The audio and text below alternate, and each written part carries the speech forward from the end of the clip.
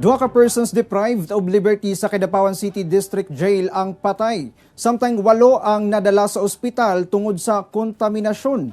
Sumala sa otoridad, misakit kuno ang tiyan og nakasinati og pagkalibanga ang maong napulo ka mga PDL niadtong July 14 ug nagpadayon kutob Domingo. Hinungdan nga gidala na sila sa ospital.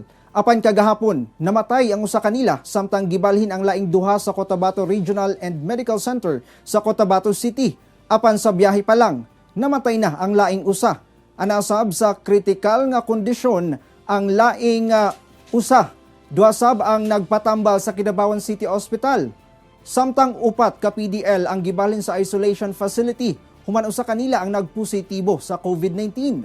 Dunay kasong rape ang duha ka namatay. Base sa resulta sa water sample, kontaminado sa E. coli ang tubig sa sulod sa Kidapawan City District Jail. Nagpahigayon na ang Metro Kidapawan Water District og flushing gamit ang chlorine apan giabisuhan ang katawhan nga pabukalan ang tubig nga gamiton sa pag-inom.